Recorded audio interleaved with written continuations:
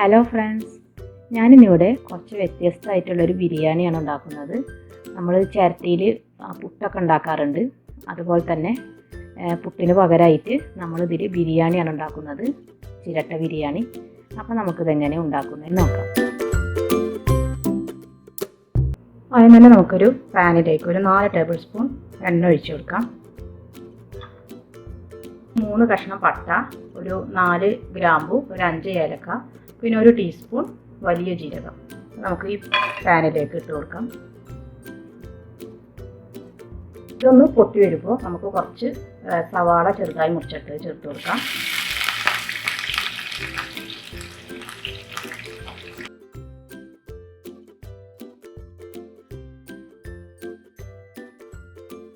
സവാള നന്നായിട്ടൊന്ന് വഴണ്ടി വരണം. ഒരു ബ്രൗൺ കളറൊന്നും ആവണ്ട, ഇത്രയും മതിയാകും. ഇതിലേക്ക് ഒരു 2.5 കപ്പ് ബിരിയാണി റൈസാണിത്. അത് നമുക്ക് നന്നായിട്ട് കഴുകി വെള്ളമെല്ലാം വാർത്തെടുത്തതാണ്. അത് നമുക്കിതിലേക്ക് ഇട്ട് കൊടുക്കാം. ഇതിലേക്ക് പാകത്തിന് ഉപ്പും ചേർത്ത് നന്നായിട്ടൊന്ന് വഴറ്റിയെടുക്കാം. ഞാനിപ്പോൾ ഇതിലേക്ക് എണ്ണയാണ് ഒഴിച്ചിട്ടുള്ളത്. ഈ എണ്ണയ്ക്ക് പകരമായിട്ട് നിങ്ങൾക്ക് നെയ്യ് വേണമെങ്കിൽ ഉപയോഗിക്കാം.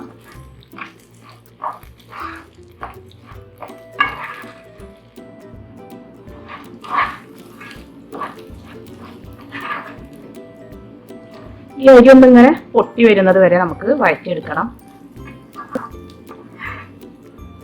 ഒരു മീഡിയം ഫ്ലെയിമിൽ ഇട്ടിട്ട് വേണം നമ്മളിത് ഈ അരി ഒന്ന് വഴറ്റിയെടുക്കാൻ.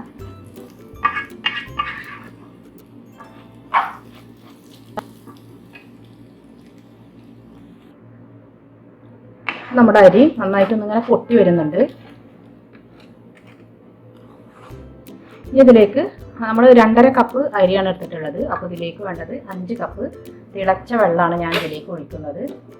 നല്ല തിളച്ചുകൊണ്ടിരിക്കുന്ന വെള്ളം ഇതിലേക്ക് ഒഴിച്ച് കൊടുക്കാം. 2.5 കപ്പ് അരിക്ക് 5 കപ്പ് വെള്ളം.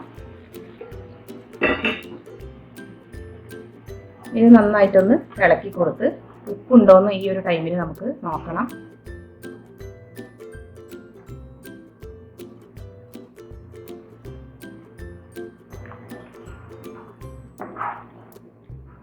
നമുക്കിത് മൂടി വെച്ച് ലോ ഫ്ലെയിമിൽ വേവിച്ചെടുക്കാം.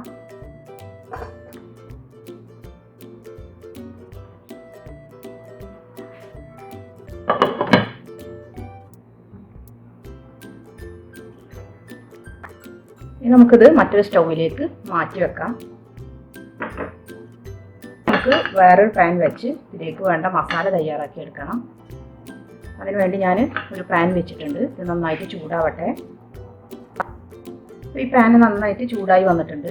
ഇനി ഇതിലേക്ക് ഒരു 3 ടേബിൾ സ്പൂൺ ഓയിൽ ഒഴിച്ചു കൊടുക്കാം. ഇതിലേക്ക് തന്നെ 1 ടേബിൾ സ്പൂൺ നെയ്യും കൂടെ ഒഴിക്കാം.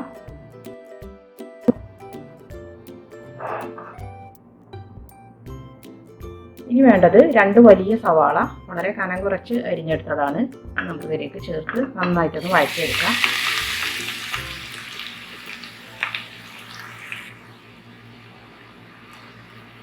ഇതിലേക്ക് ആവശ്യമായ ഉപ്പ് ചേർത്ത് കൊടുക്കാം. ഈ സവാളയിൽ ഉപ്പിട്ട് ലോ ഫ്ലെയിമിൽ ഇത് മൂടി വെച്ച് കൊടുത്താൽ വളരെ പെട്ടെന്ന് തന്നെ നമുക്കിത് വഴറ്റി കിട്ടും.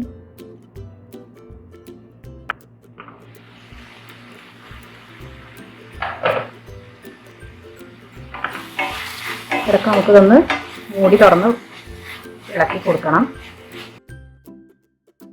ഇപ്പോൾ ഏകദേശമൊക്കെ ഒന്ന് വഴറ്റി വന്നിട്ടുണ്ട്. പക്ഷേ നമുക്ക് ഒന്നും കൂടെ വഴറ്റി കിട്ടണം. ഒന്നും കൂടെ നമുക്കിതൊന്ന് മൂടി വെച്ച് കൊടുക്കാം.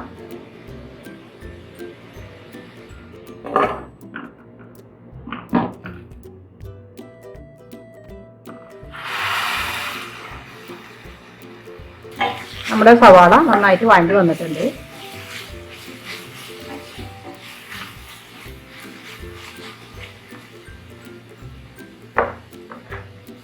ഇനി ഇതിലേക്ക് ചേർക്കേണ്ടത് ഒരു 2 ടേബിൾ സ്പൂൺ ചതച്ചെടുത്ത ഇഞ്ചി, പിന്നെ ഒരു 1.5 ടേബിൾ സ്പൂൺ ചതച്ചെടുത്ത വെളുത്തുള്ളി, പിന്നെ നിങ്ങളുടെ എരിവിനനുസരിച്ച് പച്ചമുളക് എടുക്കാം. ഞാനിവിടെ 2 പച്ചമുളക് വളരെ ചെറുതായിട്ട് മുറിച്ചെടുത്തതാണിത്. അത് നമുക്ക് ഇതിലേക്ക് ചേർത്ത് കൊടുക്കാം. ഇതും കൂടെ നന്നായിട്ടൊന്ന് വഴറ്റിയെടുക്കണം.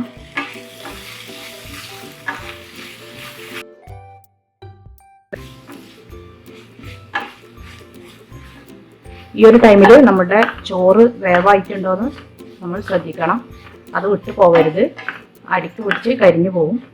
അപ്പോൾ നമുക്ക് അതൊന്ന് നോക്കണം. ഇതൊന്ന് മൂടി വെച്ച് നമുക്ക് ലോ ഫ്ലെയിമിൽ തന്നെ ഇതൊന്ന് മൂടി വെച്ച് നന്നായിട്ടൊന്ന് വഴറ്റിയെടുക്കാം. ചോറിപ്പോൾ നന്നായിട്ട് ആയിട്ടുണ്ട്. നമുക്ക് സ്റ്റൗ ഓഫ് ചെയ്യാം.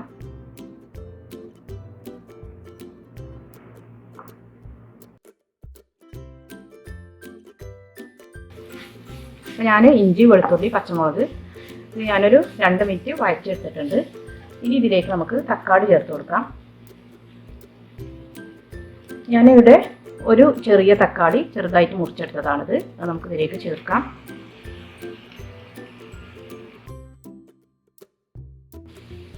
ഇത് നമുക്കൊന്ന് മൂടി വെച്ച് ഒരു 2 മിനിറ്റ് വഴറ്റിയെടുക്കാം.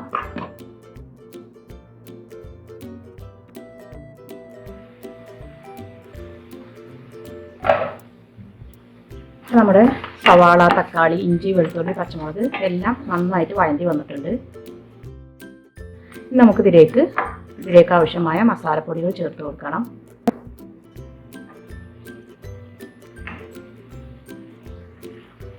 അതിന് തന്നെ 1/2 ടീസ്പൂൺ മഞ്ഞൾപ്പൊടി ചേർത്ത് കൊടുക്കാം. പിന്നെ ഇതിലേക്ക് 1.5 ടേബിൾ സ്പൂൺ ബിരിയാണി മസാല ചേർത്ത് കൊടുക്കാം. ഞാൻ ഈ ബിരിയാണി മസാല എന്തൊക്കെ ചേർത്തിട്ടാണ് പൊടിച്ചിട്ടുള്ളത് എന്നുള്ളത് ഡിസ്ക്രിപ്ഷൻ ബോക്സിൽ ഇടാം. എന്നിട്ട് ഇതെല്ലാം കൂടെ കൂട്ടി നന്നായിട്ട് വഴറ്റിയെടുക്കണം. ഈ മസാലപ്പൊടികളുടെ പച്ചച്ചുവ കൂടെ ഒന്ന് മാറി കിട്ടണം.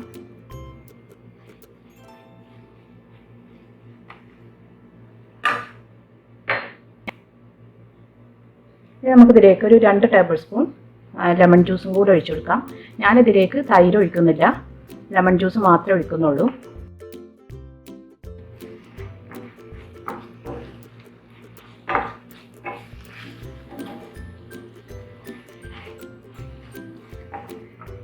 അപ്പോൾ നമ്മുടെ മസാല ഇവിടെ റെഡി ആയിട്ടുണ്ട്. ഇതിലേക്ക് നമുക്ക് ചിക്കൻ ഇട്ടൊന്ന് വേവിച്ചെടുക്കണം. ഞാനിതിലേക്ക് ചിക്കനാണ് ഉപയോഗിക്കുന്നത്. ബോൺലെസ് ചിക്കന് ഒരു 500 ഗ്രാം ഉണ്ട്. അത് കുഞ്ഞു കുഞ്ഞായിട്ട് മുറിച്ചെടുത്തതാണിത്. ഇനി നിങ്ങൾക്ക് ചിക്കന് പകരമായിട്ട് ബീഫിലും മട്ടനിലും ഫിഷിലും വെജിറ്റബിൾസിലൊക്കെ ഇതുപോലെ തന്നെ ചെയ്തെടുക്കാം. മസാല ഈ സെയിം മസാല തന്നെ.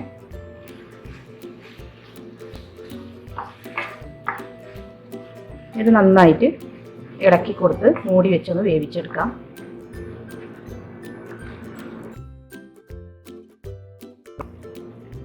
വെള്ളം ഒഴിക്കേണ്ട ആവശ്യമില്ല. ഈ ചിക്കനിൽ നിന്ന് തന്നെ വെള്ളം ഇറങ്ങിക്കോളും. ഇത് നന്നായിട്ട് മിക്സ് ചെയ്തതിന് ശേഷം നമുക്ക് മൂടി വെച്ച് നന്നായിട്ട് ഇതൊന്ന് വേവിച്ചെടുക്കാം.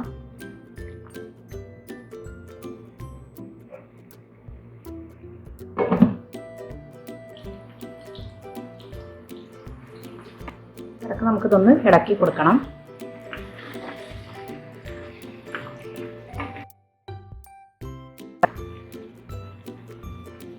ഈ ബോൺലെസ് ചിക്കൻ ആയതുകൊണ്ട് തന്നെ നമുക്കിത് പെട്ടെന്ന് വേവായി കിട്ടും. ഇതിലേക്ക് എല്ലില്ലാത്ത പീസായിരിക്കും ഏറ്റവും നല്ലത്. അല്ലെങ്കിൽ നമുക്കിത് ചിരട്ടയിൽ ആവി കയറ്റുമ്പോൾ നമുക്കൊരു ബുദ്ധിമുട്ടായിരിക്കും.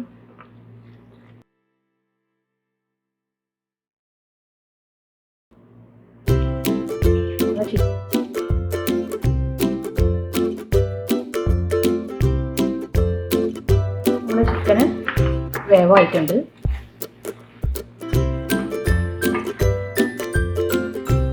നമുക്കിതിലേക്ക് ചേർക്കേണ്ടത് ഒരു 1/4 കപ്പോളം പുതിനയില, ഒരു 1/2 കപ്പ് മല്ലിയില ചെറുതായി മുറിച്ചെടുത്തതാണ് രണ്ടും. ഈ മല്ലിയിലയുടെ പുതിനയിലയുടെ ഒക്കെ ഫ്ലേവർ ഇഷ്ടമല്ലാത്തവർക്ക് ഇതിൻ്റെ അളവ് കുറച്ച് കൊടുക്കാം.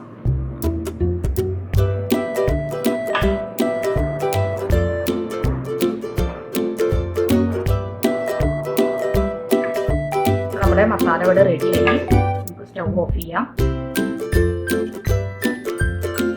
ഈ ഒരു അതിലാണ് ഒട്ടും വെള്ളം ഉണ്ടാവാൻ പാടില്ല. അങ്ങനെ കുഴഞ്ഞിരിക്കുന്ന ഒരു പാകത്തിലായിരിക്കണം നമുക്കിത് കിട്ടേണ്ടത്.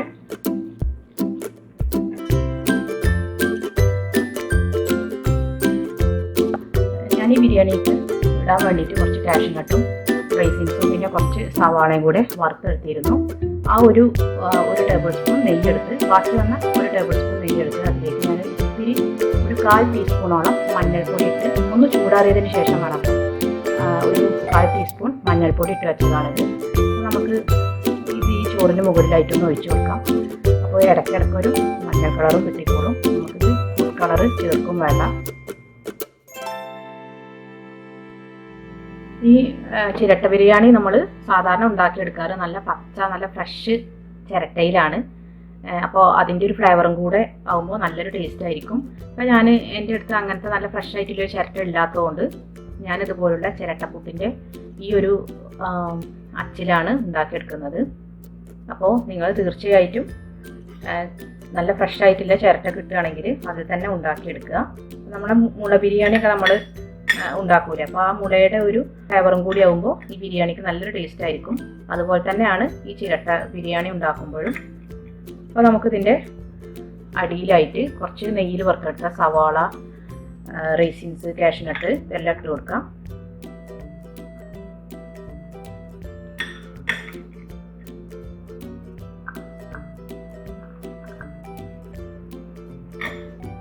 ഇനി നമുക്കിതിലേക്ക് ചേർക്കേണ്ടത് ഇതിലേക്ക് ഉണ്ടാക്കി വെച്ചിട്ടുള്ള ചോറാണ്. നമ്മൾ മഞ്ഞൾ ചേർത്തിട്ടാണ്, ഒരിത്തിരി മഞ്ഞൾ നമ്മൾ അവസാനം ചേർത്തിരുന്നു. അപ്പോൾ അതിൻ്റെ ഒരു കളറാണ് നമ്മളിപ്പോൾ ഇത് ഈ കാണുന്നത്. ഇടയ്ക്കിടയ്ക്ക് മഞ്ഞ ചോറും കൂടെ കാണുന്നുണ്ട് ഇതിൻ്റെ ഇടയിൽ കൂടെ. നല്ലൊരു ഭംഗിയായിരിക്കും ഇതിന്. നമുക്ക് കുറച്ച് ഈ ചോറിട്ട് കൊടുക്കാം.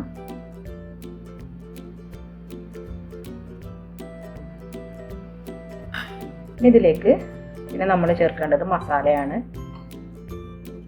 നമുക്ക് മസാല കൂടെ ചേർക്കാം.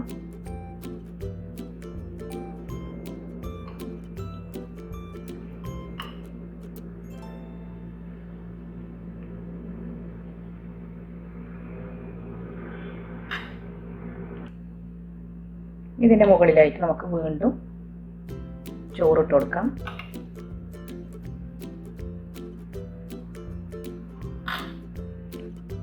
അപ്പോൾ ഞാൻ ചോറും കൂടി വെച്ച് കൊടുത്തിട്ടുണ്ട്. ഇനി നമുക്കത് ആവി കയറ്റിയെടുക്കാനായിട്ട് വെക്കാം. ഇനി നമുക്കിത് മൂടി വെച്ച് ആവി കയറ്റിയെടുക്കാം. ഇത് ഒരു മിനിറ്റ് ഹൈ ഫ്ലെയിമിലും പിന്നെ ഒരു 2 മിനിറ്റ് ലോ ഫ്ലെയിമിലും ഇട്ടിട്ട് നമുക്കിത് ആവി കയറ്റാം. അപ്പോഴേക്കും ഇത് ആയി കിട്ടും. ഇതുപോലെ കുറച്ച് ക്ഷമ വേണം, എങ്കിലേ ഇത് കുറച്ചല്ലേ ഉണ്ടാവുള്ളൂ. അപ്പോൾ അതെല്ലാം നമുക്ക് ഇതേപോലെ 3 മിനിറ്റോളം ആവി കയറ്റിയെടുക്കണം.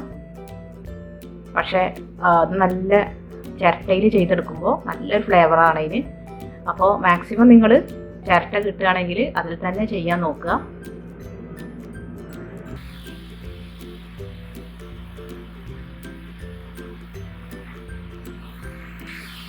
അതാ നമ്മുടെ ചിരട്ട ബിരിയാണി നന്നായിട്ട് ആവി വരുന്നുണ്ട്. ഇതിപ്പോൾ ആയിട്ടുണ്ട്. ഇപ്പോൾ നമ്മൾ ദം ചെയ്യുമ്പോഴും ഇതുപോലെ ആവി അയച്ചെടുക്കുക തന്നെയാണ്. അപ്പോൾ നമ്മൾ ഇതും ആവി അയച്ചെടുക്കുക തന്നെയാണ്. അപ്പോൾ നമുക്കിത് എടുത്ത് നോക്കാം.